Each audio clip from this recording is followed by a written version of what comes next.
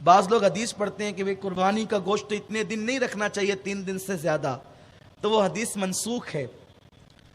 3 دن سے زیادہ بھی رکھ سکتے ہیں آپ، کیونکہ جس سال ممانعت کی گئی تھی رکھنے کی وہ سال قحط سالی کا سال تھا، اسی لیے لوگ حدیث پڑھتے ہیں، اس کا بیک گراؤنڈ نہیں پڑھتے، تو پھر وہ بات کہیں کہ کہیں پہنچتی ہے۔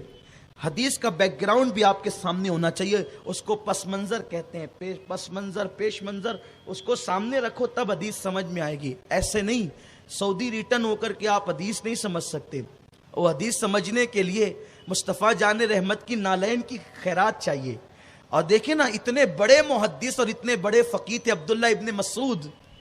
بھائیو، علم و منافع والا اسی کو ملتا ہے جو حضور کی نالین میں آتا ہے، حضور کی نالین کے قریب آتا ہے۔ ابن مسعود سے کسی نے پوچھا، او عبداللہ ابن مسعود، تم اتنے بڑے فقیہ ہو کہ تمہارے فتوے پہ صحابہ عمل کرتے ہیں، بلکہ امام بخاری تو حدیث لائے ہیں کہ عبداللہ ابن مسعود کو حضور علیہ السلام نے استاذ الامہ مقرر کیا ہے، امت کا استاد مقرر کیا ہے۔ بلکہ صحابہ کرام کی محفل ہوتی اور ابن مسعود ہوتے اور کوئی مسئلہ پوچھتا تو صحابہ کہتے کہ تجھے نہیں پتا کہ امت کا استاد موجود ہے اور تو ہم سے مسئلہ پوچھ رہا ہے۔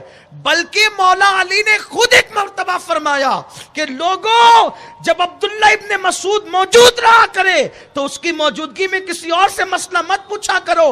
امت کا استاد بنایا حضور نے کسے؟ ابن مسعود کو۔ ابن مسعود سے پوچھو، ابن مسعود کون کون سی کتاب پڑھ کے علامہ بنے ہو؟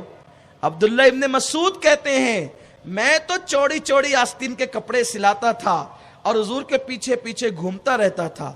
آقا کہیں جاتے نالین شریف اتار کے رکھ دیتے تو میں ان نالین کے جوڑوں کو اٹھاتا اور اپنی آستین میں ڈال لیتا اور یوں آستین بند کرتا اور نالین کو یوں سینے سے لگا کر کے بیٹھا رہتا، اور بس حضور کی نالین سینے سے لگانے کی برکت سے اللہ نے مجھے اتنا بڑا عالم بنا دیا کہ حضور نے استاذ امت مقرر فرمایا۔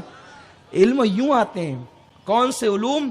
وہ جو جنت کی طرف لے جاتے ہیں، ورنہ ابلیس بھی تو پھر معلم الملائکہ ہے، وہ علم جہنم کی طرف لے جاتا ہے، یہ علم جنت کی طرف لے جاتا ہے۔ جو نالین مصطفیٰ کی خیرات میں آتا ہے، علم انسان کو انسان بنا دیتا ہے، علم بے مایا کو سلطان بنا دیتا ہے۔ علم اللہ جسے دے اسے عشق رسول و ایمان بھی دے، ورنہ یہ وہ ہے جو شیطان بنا دیتا ہے۔